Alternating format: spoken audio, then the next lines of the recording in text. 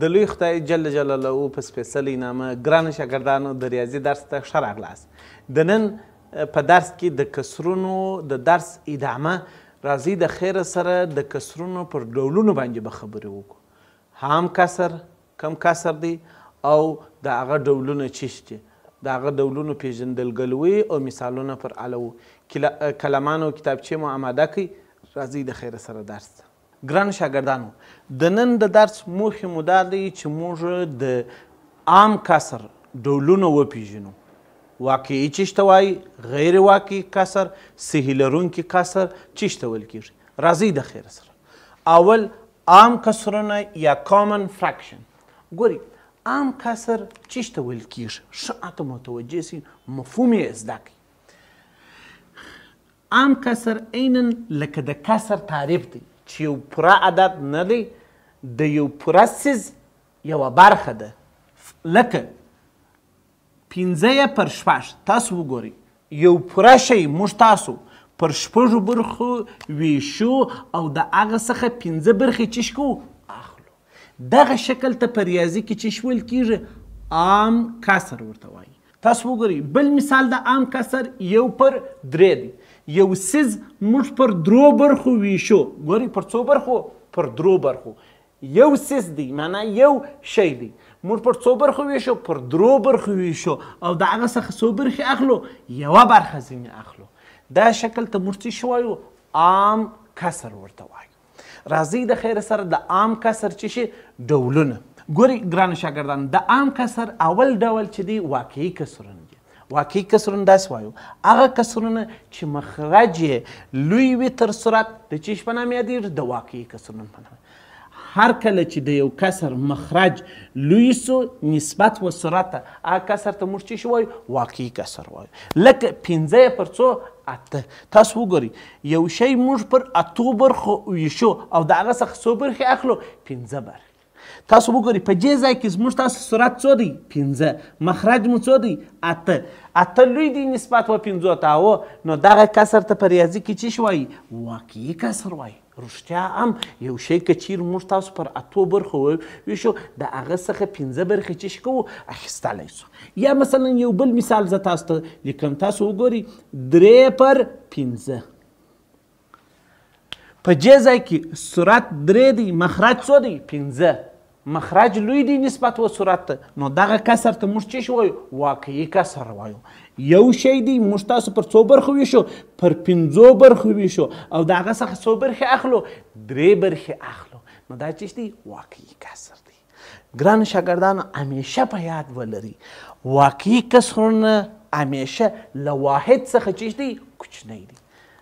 د واحد څخه کوچنی دی، معنا یو کیک دی پر 3 برخو مو وویشل، 2 برخې مو ځینې واخیستل، سیسو. تاسو وګورئ دا د یو واحد څخه کوچنی شوله، بیا هم یوه برخه یې پاتې شوله. یا دلته 15 پر 8 چې زه تاسو ته وایم، یو کیک دی پر 8 برخو. ګوره یو کیک دی پر 8 برخو ویشې، 15 برخې ځینې اخلي، ګوره 3 برخې هم بیا هم پاتې که نو له یو څخه چې شوله کوچنی سو که یا 3 پر 15. ګورئ بل مثال کیک دی پر 15 برخو موږ تاسو ویشو او د هغه څخه څو برخې اخلو؟ 3 برخې اخلو، 2 برخې بیا هم پاتې شولې که یا. نو دا وګورئ همیشه دا په یاد ولرئ چې واقعي کسرونه د یو څخه چیش دی؟ کوچني عددونه دي، د یو څخه کوچني عددونه دي. دوهم د عام کسر دوهم ډول چې دی غیر واقعي کسرونه دي. غیر واقعي کسرونه موږ داسې تعریف کوو، هغه کسرونه چې صورت یې لوی وي، هغه کسرونه چې صورت یې لوی وي تر مخرج، هغه ته چی ویل کیږي؟ غیر واقعي کسرونه. هر کله چې په یو کسر کې صورت لوی و نسبت و مخرج ته موږ دا کسر ته چی وایو؟ غیر واقعي کسر. لکه چی شي؟ 15 پر څو؟ 15 پر 2. تاسو په دې مثال کې وګورئ صورت 15 دی، مخرج څو دی؟ 2. مخرج څو دی؟ مخرج 2. صورت لوی سو نسبت و مخرج ته، نو دا کسر چی دی؟ غیر واقعي په نامه یادېږي. ولې غیر واقعي ګران شاګردانو ورته وایو؟ دغه کسر وظاهر ته چې ګورو خو دا معنا لري چې یو شی موږ پر 2 برخو ویشو او د هغه څخه 15 برخې اخلو. آیا دا امکان لري چې یوه ډوډۍ پر 2 برخو وویشې او 15 برخې ځینې واخلې؟ یا نو موږ ځکه ورته وایو دا غیر واقعي دی. بل مثال زه تاسو ته لیکم، تاسو وګورئ مثلا زه داسې لیکم 3/2 صورت یې 3 دی، مخرج څو 2 دی. نو دا کسر ته موږ څه وایو؟ ګورئ صورت یې تر مخرج لوی دی، نو دا کسر ته موږ غیر واقعي په نامه یادو. که چیر موږ تاسو د دې کسر معنا ته راسو، یو شی موږ پر 2 برخو ویشو او د هغه څخه 3 برخې اخلو، دا امکان نه لري. بل مثال ته راسئ، زه تاسو ته لیکم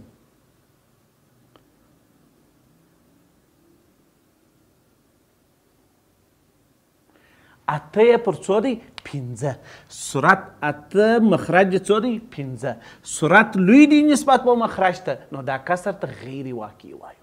که چیرې مثلا ورک سولاست په تعریف کې یا تعریف مو په یاد نی، د کسر معنا ته وګورئ. یو شی موږ پر 5 برخو ویشو او د هغه څخه 8 برخې اخلو، آیا دا امکان لري؟ یا نو موږ وایو دا کسر د څه په نامه دی؟ غیر واقعي. دا چې دا ولې داسې لیکل کېږي په ریاضي کې، په جي کې هدف چې شته یو شی پکې پټ دی. دا به د خیر سره په راتلونکي لیکچر کې به زه درته وایم چې دا 8/5 دا په حقیقت کې چې غیر واقعي دی، خو یو معنا لري په ریاضي کې. په ریاضي کې بې معنا شیان موږ تاسو خو نه وایو او نه لیکو. یا زه درته وایم یو شی موږ پر 2 برخو ویشو او د هغه څخه 3 برخې ځینې اخلم، دا خو امکان نه لري چې یو شی پر 2 برخو وویشي او 3 برخې ځینې واخلي. نو په حقیقت کې دلته یو شی پټ دی، یو راز دلته شته. په بله ویډیو کې د خیر سره دا انشاءالله پر ده باندې چې شکو بحث به د خیر سره وکړو. اوس راځئ په غیر واقعي کسرو کې د بله خبره چې ډیره مهمه ده په یاد ولرئ. که چیرې د داسې یو کسر سره برابر سولاست یا مخامخ سولاست، که چیرې د داسې یو کسر سره مخامخ سولاست چې صورت یې مساوي وي د مخرج سره، که چیرې صورت د مخرج سره مساوي لکه چې شي لکه 4/4 تقسیم پر 4، صورت یې هم 4 دی، مخرج یې هم 4 دی، نو دغه کسرونو ته په ریاضي کې چې وایي واحد کسرونه ویل کېږي. 4 چې پر 4 باندې وویشو موږ ته څو لاسته راځي؟ 1 لاسته راځي. نو دغه کسرونو ته په ریاضي کې چې وایي واحد کسرونه ویل کېږي. صحیح شو؟ د هم کسرونو دریم ډول چې دی هغه صحیح عدد لرونکي کسرونه یا مخلوط کسرونه دي. ګرانو شاګردانو، هغه کسرونه چې صحیح عدد ولري هغه کسرونو ته موږ څه وایو؟ مخلوط کسرونه وایو. لکه مثال یې څنګه دی؟ 2 صحیح 1/3. اول راسئ پر دغه مثال ښه سر خلاص کو، بیا نور مثالونه زه تاسو ته وایم. 2 صحیح 1/3. ښه ګورئ ګرانو شاګردانو، ښه ماته متوجه سئ. په دې ځای کې 2 خو یو صحیح عدد دی، یو څه دی؟ یو پوره عدد دی. 2 یو پوره عدد دی او کسر همیشه موږ تاسو څه کوو؟ وایو د یو واحد پر برخو ویشو، او نو کسر پر څو حساب دی؟ پر 1 حساب دی. 2 دلته پوره لرو او کسر په 1 حسابل کېږي. 2 و 1 څو کېږي؟ 3. نو په دې ځای کې موږ تاسو 3 شیان لرو. څو شیان لرو؟ 3. تاسو فکر وکړئ چې موږ 3 دانې پیزاوي لرو. دا اوله دانه، دوهمه دانه، درېیمه دانه. موږ تاسو 3 دانې پیزاوي لرو. صحیح شو؟ یو دکان ته ځو، مثلا وایو دکاندار ته ماته 2 صحیح 1/3 پیزاوي راته راکړه. نو که دکاندار په ریاضي پوهي د دې معنا دا دی چې ته یوه پیزا خو مکمله ځینې غواړې، بله پیزا هم مکمله ځینې غواړې، درېیمه پیزا چې ده درېیمه پیزا پر 3 برخو غواړې چې وویشې، درېیمه پیزا پر څو برخو غواړې وویشې؟ پر 3 برخو غواړې وویشې.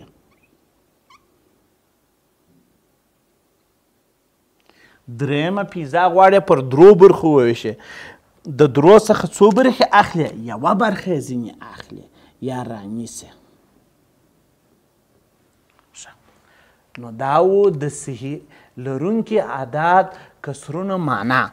2 صحیح 1/3 معنا موږ دلته 3 شیان لرو چې 2 خو پوره اخلم، دوه پوره اخلمه دا درېیمه دانه پر درو برخو ویشم او د هغه څخه یوه برخه چې کوم اخلم. صحیح سو. بل مثال ته راسئ ګرانو شاګردانو، تاسو وګورئ زه داسې لیکم وایم 3 2 پر 5. اول که چیرې یو څوک تاسو ته وویل چې د دې شی معنا څه دی یا موږ دلته څو شیان لرو، ګورئ 3 خو یو پوره عدد دی، 3 چې دی یو پوره عدد دی. کسر همیشه پر څو موږ حسابو؟ پر یو حسابو. نو 3 جمع یو څو کیږي؟ 4 کیږي. موږ په حقیقت کې 4 شیان دلته لرو.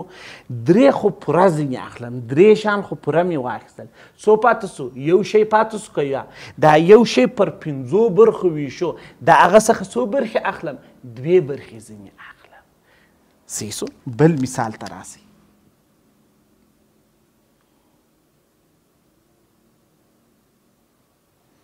ګرانو شاګردانو په دې مثال کې وګورئ 2 صحیح 2 پر څو؟ 7. اوله پوښتنه دلته موږ په دې مثال کې څو شیان لرو؟ تاسو وګورئ صحیح عدد څو دی؟ 2. کسر پر څو حسابیږي؟ پر 1. 2 و 1 3. موږ په دې ځای کې څو شیان لرو؟ 3 شیان لرو. 3 شیان چې لرو 2 خو پوره ځینې اخلو، 2 خو مو پوره ځینې واخیستله. صحیح سو. یو پاتې سو که یا دا یو شی موږ پر څو برخو ویشو؟ پر 7 برخو ویشو، پر 7 برخو ویشو او د هغه څخه څو برخې اخلو؟ 2 برخې اخلو. دا و ګرانو شاګردانو د صحیح عدد لرونکي کسرونو معنا. دوهمه خبره چې باید په صحیح عددو کې په یاد ولرو هغه چې دی هغه دا دی. ګورئ ما ته ښه متوجه سئ ګرانو شاګردانو، هر کله چې زه لیکم چې مثلا داسې 3 صحیح 2 پر 5، شاید ستاسو په ذهن کې دغه پوښتنه پیدا سوی چې دا 3 د کسر سره کم حالت لري؟ دا خو موږ وایو سی دی. 3 یو سی عدد دی یا پوره عدد دی او کسر نیمګړی عدد دی، سی دی. په دې خو موږ پوهیږو. اوس دغه سی عدد او دا کسر کم حالت لري؟ دا دواړه د ضرب حالت لري، د منفي حالت لري، د جمع حالت لري، د تقسیم حالت لري. کم حالت لري؟ په یاد ولري، همیشه په یاد ولري چې سی عدد د کسر سره د جمع حالت لري. معنا دغه 3 صحیح 2 پر 5 موږ داسې هم لیکلی سو چې 3 جمع 2 پر څو؟ 5. یا دا بل مثال تاسو وګورئ 2 صحیح 2 پر 7 داسې هم موږ تاسو ویلی سو چې 2 جمع 2 پر څو؟ 2 پر 7. ګرانو شاګردانو د نن ورځې د درس خلاصه یا لنډیز دا دی چې موږ عام کسرونه وپېژندل او د عام کسرونو ډولونه چې پر 3 برخو مو وویشل: واقعي کسرونه، غیر واقعي کسرونه او صحیح لرونکي اعداد کسرونه مو وپېژندل.